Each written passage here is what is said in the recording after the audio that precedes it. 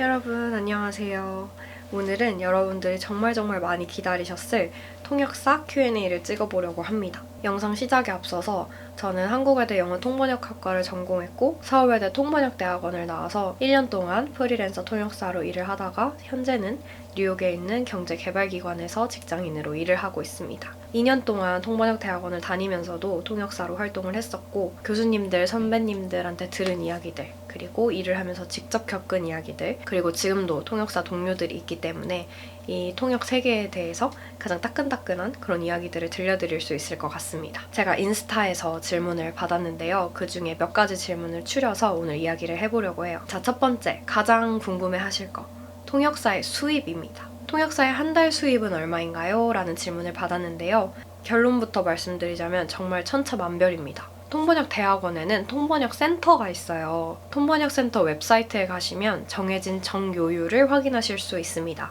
이 정교율은 통번역 대학원을 졸업한 전문 통번역사가 받을 수 있는 요율이고요. 이걸 토대로 프리랜서 통역사의 수입을 좀 예상을 해보실 수 있을 것 같아요. 프리랜서 통역사에게는 비수기랑 성수기가 있고 항상 정규율을 다 받는 것은 아니기 때문에 그런 점들을 감안해서 한번 생각해 보시면 될 것 같습니다. 근데 그것을 고려하더라도 제 경험상 간접적, 직접적 경험상 수입의 측면에서 봤을 때 아주 괜찮은 직업이라고 저는 생각합니다. 그리고 인하우스 통역사로 입사를 했을 때도 일반 문과생이 기업에 입사했을 때의 평균 연봉과는 확실히 차이가 많이 납니다. 다음은 통역 공부법에 대해서 많은 분들이 질문을 주셨는데요. 통대를 안 나오고 꾸준히 통역일을 받고 있는데 통역 연습 방법을 추천해주세요 라는 질문이 있었어요. 통대를 나오지 않고도 통역일을 하시는 분들을 가끔 뵙는데요. 저는 사실 스터디 파트너랑 스터디하는 거를 가장 추천을 드리는데요. 그래도 혼자 공부할 수 있는 방법을 좀 말씀을 드려보자면요. 정부 기관 웹사이트에 가시는 겁니다. 스피치, 연설 탭이 있어요. 한국어 버전 홈페이지에서 들어가면 한국어 연설문을 볼 수 있고 영어 버전 홈페이지에서 들어가면 영어 버전을 볼 수가 있어요. 텍스트 투 스피치 서비스를 제공하는 다양한 프로그램이 있잖아요. 그런 것들을 활용해서 이 연설문을 스피치로 바꿔서 들으면서 노트 테이킹 연습하고 내 통역을 녹음해서 그걸 스피치 투 텍스트로 바꿔서 직접 대조해보면서 셀프 크리틱하는 방법으로 스터디 파트너가 없더라도 공부를 해보실 수 있을 것 같아요. 가장 중요한 건 내 통역을 녹음을 해서 그걸 직접 들으면서 아, 내가 여기서 발음이 뭉개졌구나. 내 발화 습관에 이런 문제가 있구나. 이런 것들까지 같이 느끼면서 보완을 해 나가시면 훨씬 실력 향상에 도움이 되고 더 클라이언트가 좋아하는 통역을 할 수 있다고 생각합니다. 외대가 아닌 일반 4년제 재학 중인데 스터디는 어떻게 구하나요? 라는 질문이 있었어요.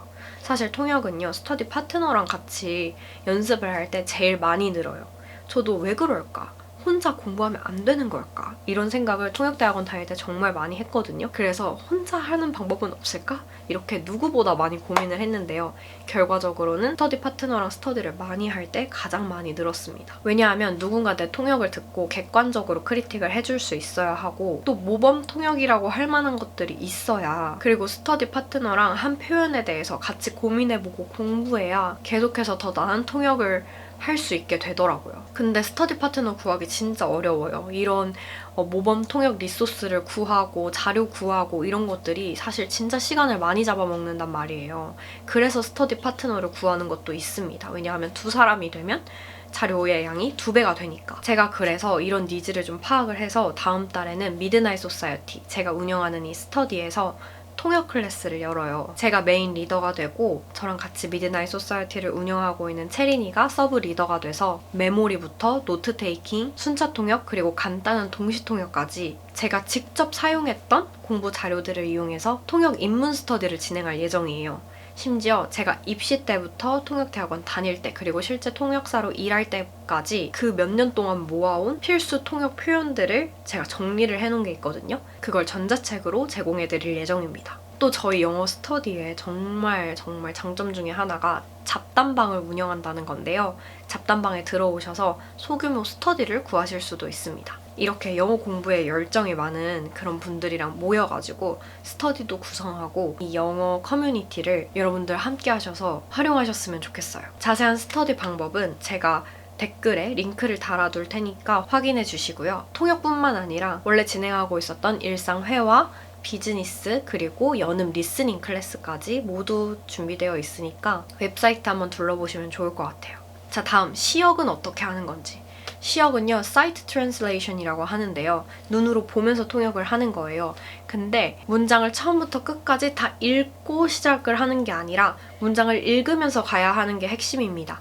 이게 동시통역 입문을 할 때 하는 방법이에요. 들으면서 말하는 게 사실 이것도 훈련이 필요하거든요. 근데 보면서 말하는 건 할 수 있잖아요. 들을 때는 내가 말하는 게 안 들리기 때문에 이거 자체가 훈련이 돼야 돼요. 우리는 말할 때 듣지 않는 게 습관이 되어 있거든요. 그래서 들으면서도 말할 수 있는 걸 연습을 해야 되는데 그걸 하기 전에 이제 동시통역 입문 과정에서 눈으로 보면서 바로바로 도착어로 발화하는 그런 연습을 하는 거거든요. 그래서 여러분 되게 재밌으니까 한번 해보시면 좋아요. 이걸 하면 일반 영어 학습자들도 뭐가 도움이 되냐면 문장 구조를 굉장히 자유롭게 사용하게 됩니다. 처음엔 당연히 안 되는데 이걸 계속 연습하다 보면 아, 여기서부터 말하려고 하면 문장 구조 이거 쓰면 되는구나. 이게 훈련이 됩니다. 통대생인데 노태하는 법 알려주세요. 그냥 받아쓰기가 돼버려요. 이거는요, 기호가 약간 부족하신 게 아닐까라는 생각이 됩니다. 미리 자주 나오는 단어들은 기호를 만들어 놓고 통역 연습을 정말 많이 하시면서 이 기호를 3번, 4번, 5번만 한번 써보시잖아요?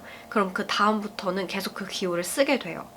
이거는요, 통역 연습량이 조금 부족한 경우일 수 있습니다. 그게 아니라면 기호를 한 A4 용지에다가 이렇게 바둑판을 이렇게 만들어 놓고 기호를 엄청 많이 만들어 보세요. 그리고 이걸 실제로 그냥 쓰면서 외우는 게 아니라 통역을 하면서 진짜 그 기호를 써보면서 외우시면 도움이 될 것 같습니다.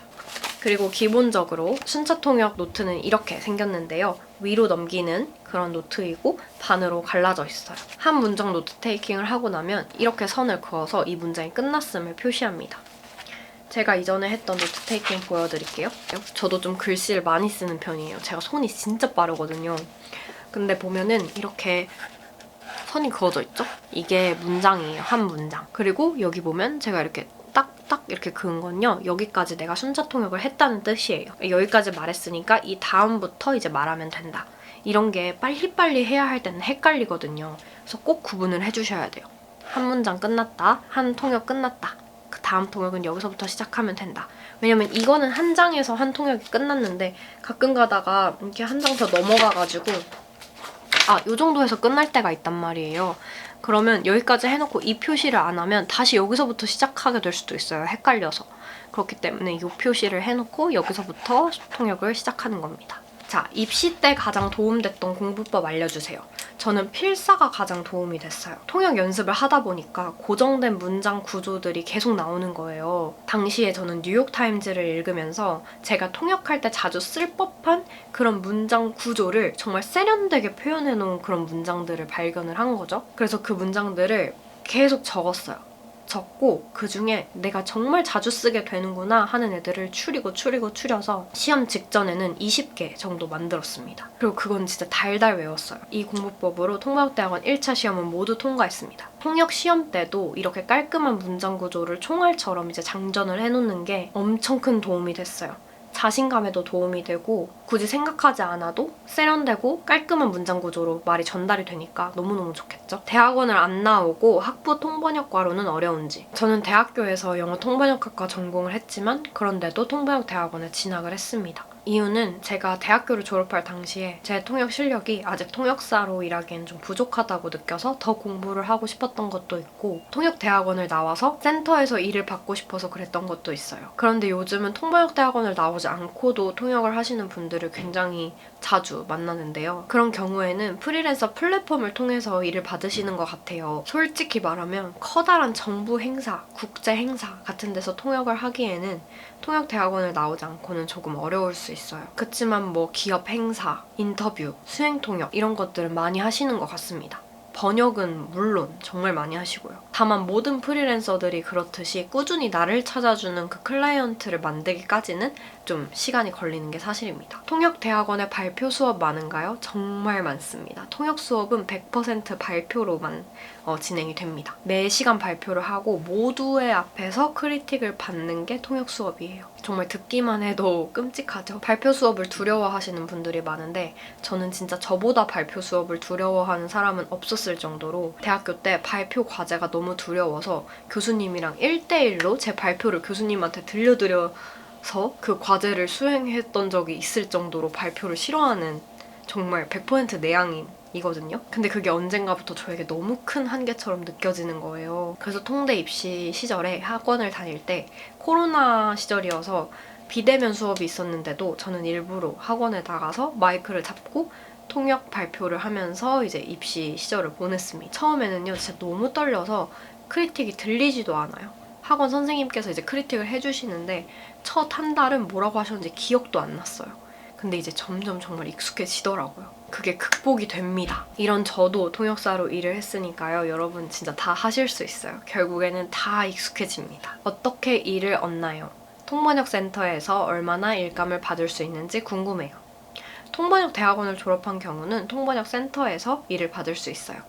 뭐 정부 행사, 기업 행사, 큰 행사에서 통역사를 구할 때 보통은 바로 대학원 통번역 센터로 연락을 줍니다. 그러면 프리랜서로 일을 하고 있는 그 학교의 졸업생들이 일을 받는 거예요. 근데 꼭 이렇게만 일을 받는 건 아니고요. 통역 에이전시도 있습니다. 이런 곳은 주로 이제 기업에서 문의를 많이 하는 것 같아요. 그래서 뭐 회의 통역, 잡 인터뷰 통역, 출장 통역 이런 것들이 많고 팬미팅 등 좀 엔터테인먼트 쪽 통역도 에이전시에서 많이 들어오더라고요. 통번역 센터에서 에이전시를 연결해주는 경우도 있다고 들었는데 에이전시는 말 그대로 사기업이기 때문에 개인이 지원을 해서 소속이 됐다는 이야기도 저는 들은 적이 있어요. 또 간혹 이제 프리랜서 플랫폼에서 일을 구하는 동기들도 있고요. 근데 이제 통역 일을 처음 시작하시는 분들은요, 진짜 알바몬 같은 데도 통역이 올라와요. 간단한 통역 업무인 경우가 많기는 한데 이런 건 페이가 좀 낮기는 하지만 그래도 경험 삼아 통역이 어떤 건지 그리고 내가 어느 정도 할 수 있는지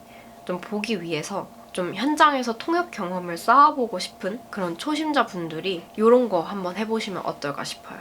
통역사의 미래. 향후 미래 수요가 어떨지 이 질문도 정말 많았는데요. 통역사 취업 잘 안 된다. 이제 AI가 다 한다. 일자리 줄었다. 이런 얘기 정말 많이 들어가지고 근데 저는 진짜 제가 본 거, 들은 거, 경험한 거 그대로 과장 하나 없이 말씀드리는 거예요. 프리랜서 통역사는 비수기가 있어요. 비수기 때 일이 없는 거는 뭐 당연하죠.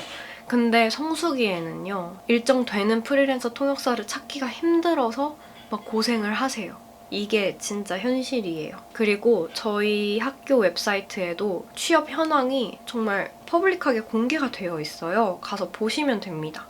대기업, 정부기관 이런 곳에 통역하고 있어요. AI 때문에 일자리가 줄었다. 뭐 예전보다 많이 줄었다라고 하시는데 모르겠어요. 저는 최근에 이 업계에 들어왔기 때문에 뭐 10년 전에 어땠는지 모르겠어요. 근데 10년 전보다는 일자리가 확실히 줄은 것 같더라고요. 그치만 제가 말씀드리고 싶은 건 여전히 수요가 많이 있고요. 수입도 적지 않고요. 고등교육기관을 나온 사람들의 취업률이 60%래요. 근데 통번역 대학원을 나온 사람들은 90% 이상 취업을 하고 또 소득도 높고 그래서 저는 10년 전 통역 업계에 비해서는 지금 일자리가 줄었을지 모르지만 지금 전체 취업률과 비교를 했을 때는요. 이 통번역 대학원을 졸업한 통역 업계 취업 정말 잘 되는 편이다 라고 생각합니다. 그럼 여기까지 통역사 Q&A를 한번 진행을 해봤는데요. 여러분의 궁금증이 조금은 해결되셨으면 좋겠습니다. 그러면 저희는 다음에 브이로그에서 만나요. 안녕!